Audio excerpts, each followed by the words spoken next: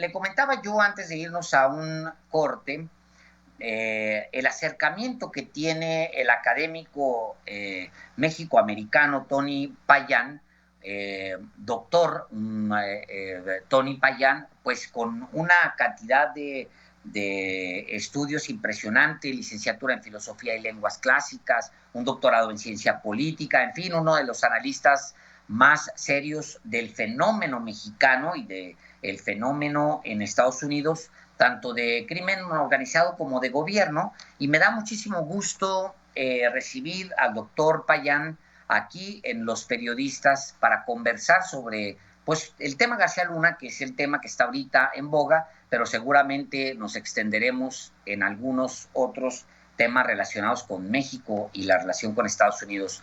Gracias por estar aquí, doctor Payan. Al contrario, Alejandro, muchísimas gracias por la invitación, encantado. Muchísimas gracias. Me llamó mucho la atención lo que comentaba, doctor, en el seminario el día de ayer, creo al día de ayer estuvieron en este seminario. Bueno, estuvieron casi puras lumbreras porque todos los que estaban en este seminario pues son eminencias en el tema y pues fue muy interesante aprenderles todo lo que trataron ahí, incluyendo pues a Dolia Esteves, en fin, pues y hablaba, doctor, sobre el tema García Luna y me llama mucho la atención una frase. Bueno, no quiero aislarla del contexto, pero para abrir conversación, una frase. García Luna es un constructor de instituciones. Efectivamente, él es el constructor de la Policía Federal, la Policía Federal que desmantela Andrés Manuel López Obrador, es una hechura de García Luna. ¿Qué es lo que le pasa entonces a García Luna si es un constructor de instituciones? Pareciera que es también un constructor de puentes con el crimen organizado, doctor. Sí, mira, obviamente la figura de García Luna es controvertida en México, controvertida en Estados Unidos. Es un tipo que tenemos que estudiar muy cuidadosamente porque yo creo que su persona encierra muchísimos más elementos y puede ser una especie de método.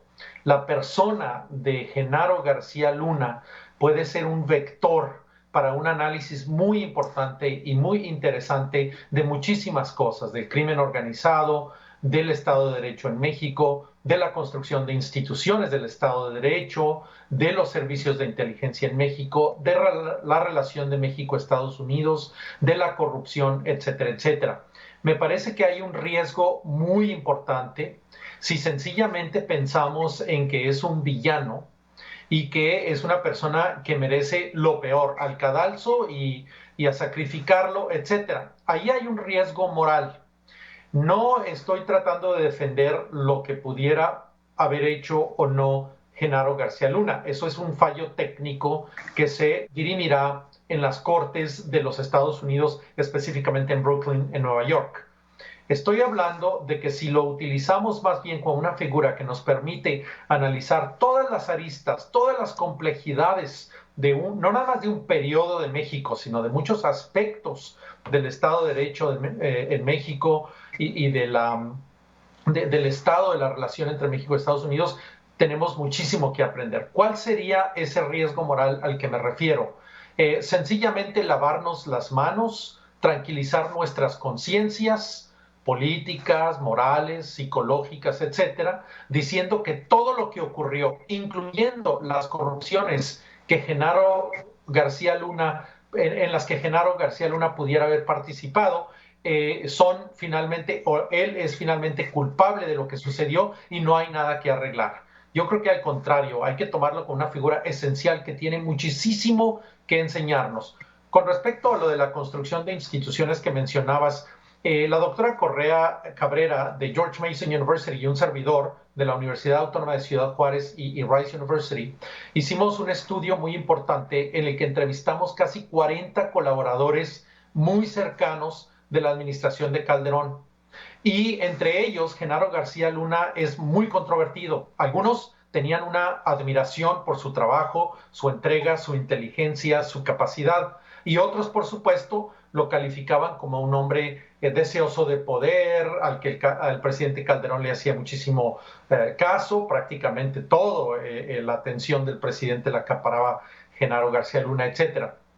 Yo creo que aquí hay muchísimas capas, es como una cebolla, hay que ir abriendo capa por capa, pero descontar a Genaro García Luna sencillamente como el culpable de todo lo que ocurrió es privarnos de un análisis mucho más profundo que puede ser mucho más útil, no nada más a los académicos, a la administración presente que pretende también atajar el problema del Estado de Derecho en México.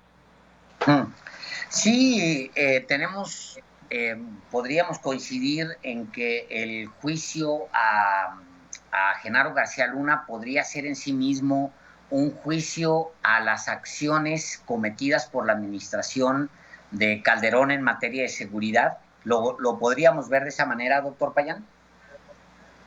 Mira, yo pienso que sí. Obviamente, dentro de la administración de Calderón, según nuestras investigaciones, incluso antes de que él tomara posesión, porque hubo dos periodos pre-diciembre, 1 de diciembre, fue el periodo de la elección hasta principios de septiembre, cuando ya es declarado ganador, que ya terminan todas las impugnaciones, y luego del periodo de septiembre al 1 de diciembre, que es ya cuando Calderón comienza a armar su equipo y sus estrategias, su plan de gobierno, etcétera, etcétera. Entonces, hay dos periodos importantes. Y se dio un debate muy importante dentro de los colaboradores del presidente Calderón en ese momento sobre el crimen organizado en México. Decían ellos, bueno, o es el crimen organizado, por un lado, un problema de seguridad pública, o es ya un problema de seguridad nacional. Es decir, el crimen organizado, por su base territorial, por su capacidad de fuego, por su organización, porque se han convertido en una especie de gobierno sombra o paralelo en muchos territorios, estados y municipios de México, ya representan prácticamente un reto al Estado mexicano. Y obviamente el presidente Calderón optó por pensar en esta segunda hipótesis, que ya eran prácticamente una amenaza al Estado mexicano, y eso implicaba obviamente la militarización. Fue una decisión que todavía estamos debatiendo, es una decisión muy importante que tomamos, pero hay que hacer una diferencia muy importante. Una cosa es haber desplegado a los militares para defender al Estado en el imaginario de Calderón, en la idea de que el mismo Estado mexicano se encontraba ya sitiado y compitiendo con la gobernanza que proveían estos miembros del crimen organizado, estos grupos.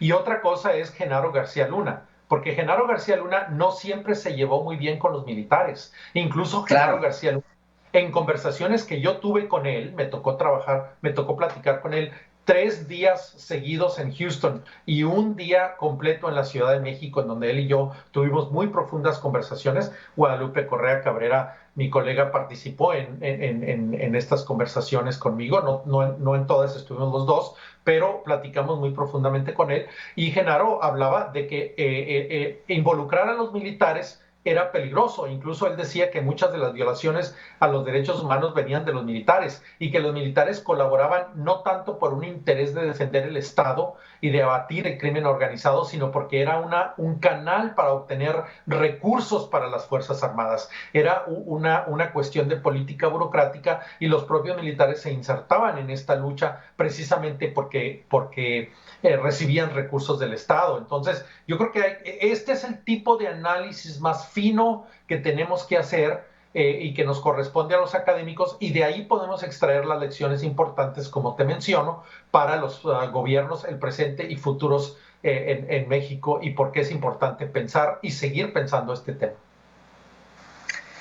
Vamos a ir a una pausa, pero quiero pedirle que me acompañe en el siguiente segmento, doctor Payán. Le dejo una pregunta para reflexionarla y la conversamos aquí. ¿Fue correcto, prudente que Felipe Calderón declarara esta guerra y decidiera meter a los militares, considerando que era una afrenta a la seguridad nacional? o usted ve que había otra alternativa. Vamos a un corte, si le parece, y regresamos aquí a los periodistas. Gracias, doctor.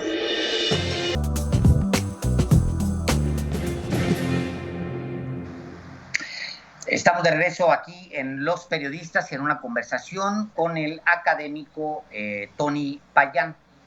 En diciembre de 2006, Genaro García Luna asume como como titular de la Secretaría de Seguridad Pública en México, y luego es Tony hasta marzo, el 7 creo de marzo, cuando presenta aquella estrategia integral, se llamaba, de prevención al delito y combate a la delincuencia. Uno de los que están, se la presenta al presidente Calderón, pero está arropado por miembros de la sociedad civil, entre comillas, y por todos los partidos, porque es un evento que abarca a los partidos. Se presenta como un evento político, como los muchos eventos políticos que se dan en México. Este evento político para muchos fue en su fondo un evento político en sí. Es decir, no solamente aparentaba ser un evento político, sino que lo era debido a los niveles de aprobación que tenía Felipe Calderón y una cuestionada elección apenas en el verano anterior. Esta estrategia ha sido muy cuestionada todos estos años, porque llevamos desde 2007 hasta la fecha pues una guerra que no parece tener fin. Y ahorita nos metemos, si quiere, al tema Andrés Manuel López Obrador y su estrategia. Pero le preguntaba yo si la decisión de Felipe Calderón, tan cuestionada y que sigue siendo motivo de análisis en la academia, fue la acertada o pudo haber optado por más alternativas. Fíjate que conforme hemos estudiado el tema de la administración de Felipe Calderón y el libro que escribimos la doctora Correa y yo, que está a punto de salir este verano, y es precisamente el análisis de ese periodo tan controvertido de Felipe Calderón, basado en estas alrededor de 40 entrevistas que hicimos a personajes allegados a esta estrategia, y hemos ido cambiando de parecer poco a poco. En general, yo pienso que militarizar la seguridad de un país es un error. Yo pienso que el propio presidente Calderón debería de admitir que es un error, y yo pienso que la estrategia de militarizar la seguridad pública en México, que se acaba de anunciar recientemente bajo esta administración, también es un error. Yo ahora pienso que los soldados deben estar mejor en sus barracas, y lo que debemos hacer es construir las instituciones de seguridad pública y no confundir la seguridad pública con la seguridad nacional. Ese fue el gran error que cometió Felipe Calderón, confundir estas dos cosas y desplegar a los militares al mismo tiempo que le pidió a Genaro García Luna que se hiciera a cargo de la seguridad pública. Hablando de Genaro García Luna, yo creo que él tenía muy claro desde un principio, y quedó claro en nuestras conversaciones también, que la seguridad pública no es unidimensional. Incluso Genaro publicó un libro sobre la seguridad con bienestar. El título del libro es muy interesante, pero abrir esas páginas, porque a mí me encargó Genaro García Luna escribir el prólogo para ese libro, y me tocó leer el libro desde que era un manuscrito, precisamente para elaborar aquel prólogo para ese libro. Me lo pidió de favor, lo acababa de conocer. Y efectivamente yo escribí ese prólogo, y lo que me gustó de este libro, de la pluma de Genaro García Luna, fue precisamente que me pareció que él sí entendía que el tema de la seguridad era muy complejo. Entendía, como lo leí yo en esas páginas, que se trataba de trabajo de inteligencia, se trataba de tratar mejores a los policías. Incluso te puedo decir que una vez que yo lo acompañé al cuartel de la Policía Federal en la Ciudad de México en el 2018, estamos hablando de la primavera del 2018, los policías federales lo recibieron muy, muy bien. Lo saludaban, incluso le ponían... ¿En 2018, Tony? Todavía en el 2018 los policías federales le rendían homenaje a Genaro García Luna. Y te voy a decir, porque los entrenó los trató bien, les subió los salarios, los equipó, los construyó. La Policía Federal fue de 7,000 a 35,000, 37,000 miembros durante la administración de Felipe Calderón, todos bajo el mando de Genaro García Luna. Él entendía muy bien a esta gente y esta gente lo entendía muy bien a él. Entonces, obviamente ahí Genaro entendía que era cuestión de tener una buena policía. Y hubo momentos desperdiciados durante la administración de Calderón también. Yo creo que una de las cosas que sucedió es que por la misma polarización política en la que se encontraba el país, y yo pienso que era muy, muy fuerte entre el 2006, finales del 2006, segunda mitad del 2006 hasta el 2012, esa polarización, se perdió también una oportunidad de articular las 1,660 corporaciones policíacas, estados, municipios, federación, etcétera, para hacer un frente al crimen organizado desde una perspectiva de la seguridad pública, no desde una perspectiva militar. Y yo creo que eso Genaro lo tenía muy, muy claro. Y en su modelo, el cual nos mostró varias veces en un par de conferencias a las cuales yo lo invité, me parecía que entendía también que era cuestión de un acercamiento social, de un acercamiento económico, entendía el tema de la desigualdad, entendía la manera en que estos grupos reclutaban a los jóvenes, etcétera. ¿Y entonces qué pasó? ¿Por qué esta matanza? Mira, yo pienso que más que la Policía Federal, que pudo haber participado en este tipo de eventos, la mayor parte de la matanza es precisamente por el tema de la militarización.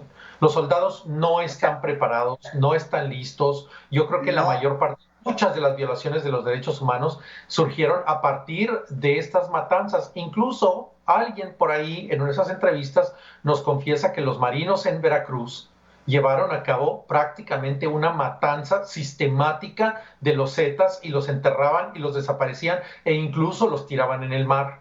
Claramente los militares tuvieron mucho que ver con muchas de estas fosas que aún estamos encontrando hoy. Pudiera ser que la Policía Federal también haya tenido esto, pero yo creo que mucha de esta matanza está más directamente vinculada con los militares que con la Policía Federal. Sin exonerarlos. Claro, es decir, la decisión de Felipe Calderón de meter a los militares es la que conduce a la matanza y no necesariamente la estrategia de Genaro García Luna. ¿Esa es la argumentación, Tony?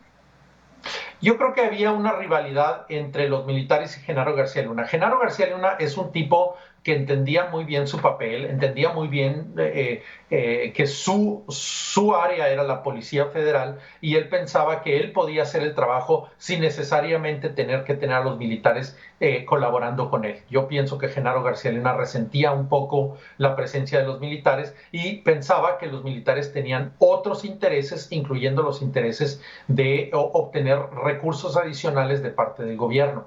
Yo pienso que si en ese momento se le hubiera preguntado a Genaro García Luna cuál debería haber sido el papel de los militares, estoy seguro que hubiera dicho: llévenlos a sus cuarteles, déjenme a mí el trabajo, dejen que las policías hagan el trabajo, déjenme articular algo más. Pero también se encontraba ante un presidente que pues favorecía a los militares. ¿Y qué piensas tú de las acusaciones que hay contra él de sus vínculos con el cártel de Sinaloa y lo que los argumentos que está presentando ahora el Departamento de Justicia de Estados Unidos, de que se enriqueció todo este tiempo y que, pues bueno, al final el resultado de lo que estamos viendo es de sus vínculos con el crimen organizado y de haber favorecido a uno de los cárteles? ¿Qué opinas tú de esto, Tony? No hemos visto todavía, obviamente, la evidencia que tienen los fiscales en la corte en Brooklyn. Seguramente ellos hablan de que tienen documentos, grabaciones, fotografías, videos, etcétera, etcétera. Entonces, seguramente toda esa evidencia en un momento dado estará a nuestra disposición. Los propios fiscales pidieron una extensión de 60 días a partir del 4 de junio para armar todo esto. Pudo haber sido algo muy sencillo, pudo haber sido el hecho de que requieren tiempo por la crisis de la COVID-19 y nadie está trabajando en las cortes en Nueva York, entonces pospusieron esto. Pero yo creo que la evidencia va a surgir y bueno, Genaro tiene algo muy importante que explicar. Ese enriquecimiento que es obvio en su condominio, en su casa, en su yate, en el hecho de que sus hijos pues fueron a Purdue University, que fueron a New York University, o sea, están en universidades prestigiosas, costosas, etcétera. Entonces, obviamente, ahí hay algo que explicar y Genaro no ha explicado eso. A pesar de que no ha querido negociar con los fiscales, tampoco ha podido explicar ese enriquecimiento porque Genaro viene, a mí me parece, unos antecedentes que no son de una familia adinerada. Él no viene de una familia políticamente conectada, no viene de una familia rica, no viene de una familia de grandes privilegios, de grandes conexiones. Es un self-made man, es un hombre hecho por sí mismo, que trabajó, que estudió, etcétera. Pero sí hay ese elemento que tiene que explicar. Si tuvieras que decidir entre Felipe Calderón o Genaro García Luna por el fracaso de la estrategia de México, ¿por quién te inclinarías?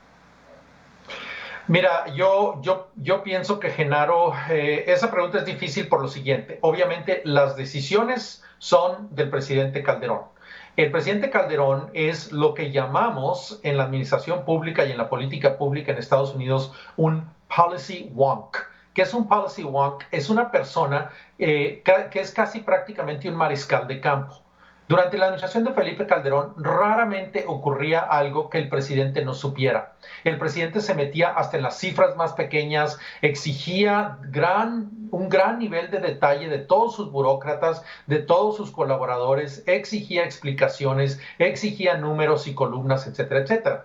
Estamos viendo con la crisis de la COVID-19 cómo contrasta con el 2009. Entonces, finalmente las decisiones eran del presidente y estoy seguro que Genaro García Luna era un brazo ejecutor y estoy casi seguro que Genaro pues era últimamente alguien que servía al presidente y que gran parte de lo que hacía era porque el presidente se lo instruía. Entonces, finalmente, como decía Eisenhower en la Casa Blanca en Estados Unidos, the buck stops here, es decir, la responsabilidad termina y empieza en el escritorio de Felipe Calderón.